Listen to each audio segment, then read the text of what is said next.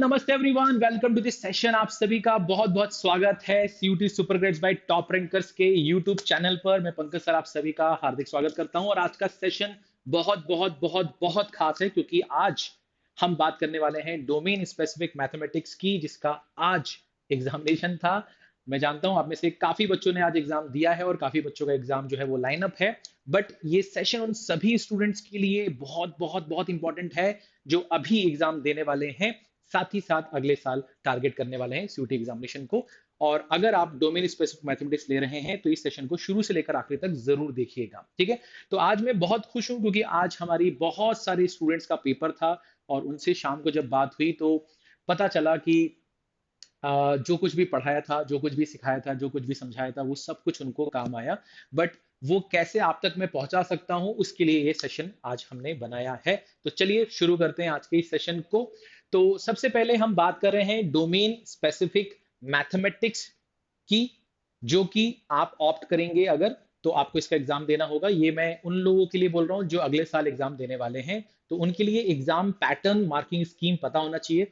तो आज हम क्या क्या बात करने वाले हैं, हम बात करने वाले हैं एग्जाम पैटर्न के बारे में, मार्किंग स्कीम के बारे में, फिर डिफिकल्टी वाइज जो नंबर ऑफ क्वेश्चंस आपसे पूछे गए थे पिछले 3 सालों में, इंक्लूडिंग आज के दिन जो पूछा गया है, टाइप ऑफ क्वेश्चंस, किस किस टाइप के क्वेश्चंस आपसे पूछे गए, topic wise number of questions कितने पूछे गए, ओवरऑल कंपैरिजन भी हम करने वाले हैं और साथ ही साथ नेक्स्ट ईयर के लिए जो बच्चे टारगेट कर रहे हैं उनके लिए क्या लर्निंग होनी चाहिए वो भी हम डिस्कस करेंगे, ठीक है। तो सबसे पहले एग्जाम पैटर्न और मार्किंग स्कीम की बात करेंगे तो टोटल आपके 50 क्वेश्चंस पूछे जाते हैं।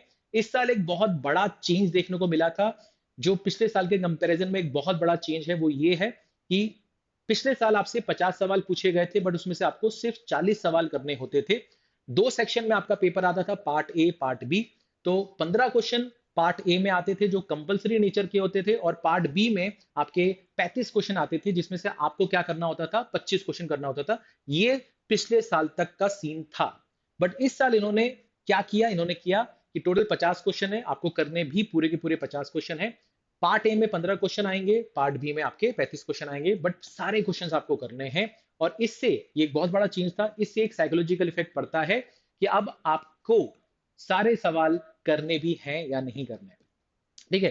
क्योंकि पहले आपके पास उन 10 क्वेश्चंस का ऑप्शन होता था जिन्हें आप छोड़ सकते थे, बट अभी वो ऑप्शन खत्म हो चुका है। और नेगेटिव मार्किंग भी है ना, सही करेंगे तो 5 नंबर मिलेगा, गलत करेंगे तो -1 होगा। 50 क्वेश्चन इंटू 5 करेंगे, टोटल मार्क्स 250 मार्क्स। तो यहां पर बहुत बहुत बच के चलना था आप सभी बच्चों को जो आज पेपर देके जा चुके हैं, देके आ चुके हैं और जो अगले साल देंगे, कि हमें अब इस केस में उन्हीं क्वेश्चंस को टारगेट करना चाहिए जो क्वेश्चन हम बहुत श्योर हैं, है ना, बहुत श्योर है कि ये हमसे बन रहे हैं। क्योंकि अगर आपने गलत कर दिया तो नेगेटिव मार्किंग की वजह से आपका स्कोर बहुत नीचे चला जाएगा, ठीक है। चलिए आगे बढ़ते हैं। अब हम बात करते हैं difficulty wise number of questions जो आए हैं पिछले 3 सालों में, उसका क्या परसेंटेज रहा।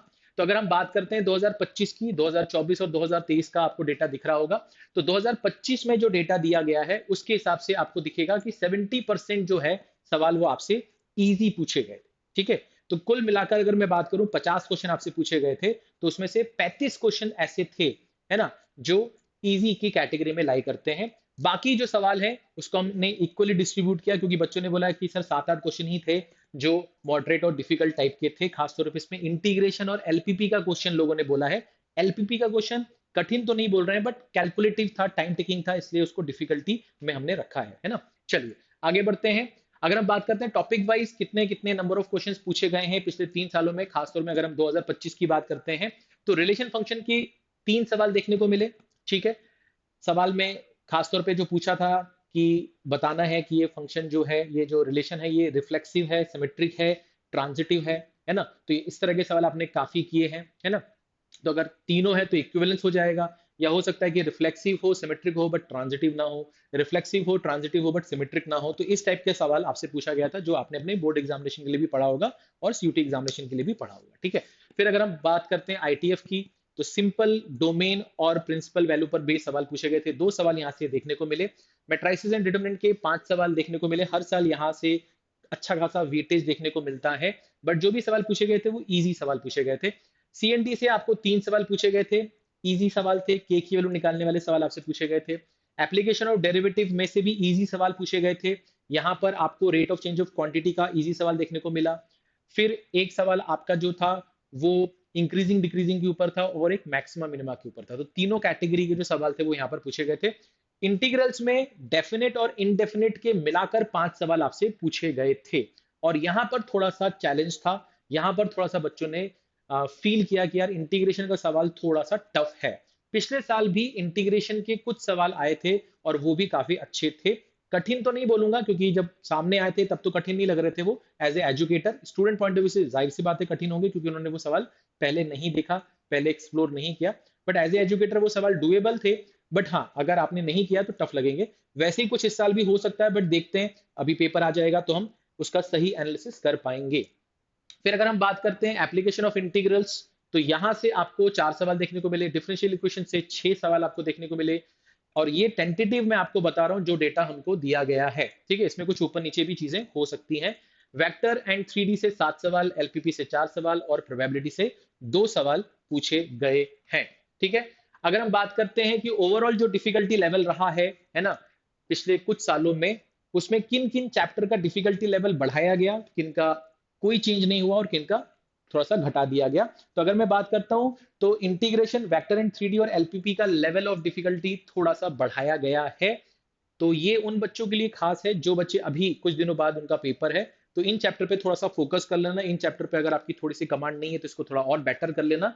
ठीक है, साथ ही साथ अगर हम बात करते हैं कि किसके लेवल को डिक्रीज किया है, तो मैट्राइसिस एंड डिटर्मिनेंट के लेवल ऑफ डिफिकल्टी को डिक्रीज किया गया है। सीएनडी के भी इजी सवाल पूछे गए हैं। एप्लीकेशन ऑफ डेरिवेटिव में rate of change of quantity के इजी सवाल हैं, मैक्सिमम मिनिमा के इजी सवाल हैं और इंक्रीजिंग डिक्रीजिंग फंक्शन के इजी सवाल हैं। ठीक है, यहाँ पर प्रोबेबिलिटी, रिलेशन फंक्शन और डिफरेंशियल इक्वेशन के लेवल ऑफ डिफिकल्टी में कोई चेंज नहीं आया, जैसे पहले आते था अभी भी वैसा ही आता है। ठीक है, अगर हम बात करते हैं कि क्या लर्निंग रही, ठीक है, अगले साल जो पेपर देने वाले हैं और जो अभी भी पेपर देने वाले हैं उनके लिए ये बहुत इंपॉर्टेंट है। सबसे पहली बात कि कुछ बच्चों ने ये फीडबैक दिया है कि सर एनसीईआरटी टेक्स्ट बुक और एग्जाम्पलर से डायरेक्ट सवाल देखने को मिले हैं, जिसमें जो वेटेज है वो टेक्स्ट बुक का ज्यादा है। तो अभी भी अगर आपने टेक्स्ट बुक के सवाल नहीं देखे तो कर लीजिए। काफी सवाल आज के पेपर में तो एनसीईआरटी से पूछे गए हैं। ठीक है, साथ ही साथ पीवाईक्यूज देखकर जाइए, क्योंकि कुछ बच्चों का फीडबैक ये है कि सर पीवाईक्यू से इंस्पायर्ड होकर कुछ सवाल बनाने की कोशिश तो हुई है, हमने ये फील किया है। तो पीवाईक्यूज अगर अभी तक नहीं देखे हैं तो देख लो, हमारे चैनल पे भी बहुत सारे पीवाईक्यूज आपको हर एक सब्जेक्ट के मिल जाएंगे, मैथ्स के भी मिल जाएंगे, तो आप उसको जरूर देख के जाना, उससे आपको फायदा मिलने वाला है। साथ ही साथ आपको, अगर आप अगले साल टारगेट कर रहे हैं तो आपकी लर्निंग ये है कि भैया शुरू से, बिल्कुल शुरू से लग जाओ, अभी से लग जाओ। अगर आप अगले साल देने वाले हो तो अभी से लग जाओ। साथ ही साथ कंसिस्टेंसी मेंटेन रखो, क्योंकि आपने शुरुआत तो कर दी बट कंसिस्टेंट नहीं हो, टाइम वेस्ट कर रहे हो, तो आखिरी में पढ़ने से कुछ नहीं होगा। आज जिन्होंने पेपर दिया है उनका पेपर अच्छा इसलिए गया क्योंकि वो कंसिस्टेंट थे, वो लगे लगे हुए थे, उनका सिलेबस 3 से 4 बार हो चुका था। तो आपका भी सिलेबस 3 से 4 बार होना चाहिए। कंसिस्टेंट होना पड़ेगा आपको, डेली बेसिस पे आपको कुछ ना कुछ अपने अंदर ग्रोथ लाना पड़ेगा। खाली बैठने से काम नहीं चलेगा। ठीक है, और अपने अंदर डिसिप्लिन क्रिएट करो, डेवलप करो, कल्टीवेट करो। ठीक है, क्योंकि अगर आप डिसिप्लिन हो तो आप अपने आप सारी चीजें करने लगोगे और ये बहुत इंपॉर्टेंट फैक्टर है आपके सक्सेस के लिए। ठीक है, साथ ही साथ अगर आप किसी को मेंटर बनाते हैं, वो आपके स्कूल टीचर हो सकते हैं, आपका कोचिंग टीचर हो सकता है, आपके ऑनलाइन प्लेटफॉर्म पे यूट्यूब पर कोई फैकल्टी हो सकता है, अगर आप उनको मेंटर बनाते हैं तो उनको फॉलो करो, वो जो जो बोलते हैं वो करो, आपको फायदा होने वाला है।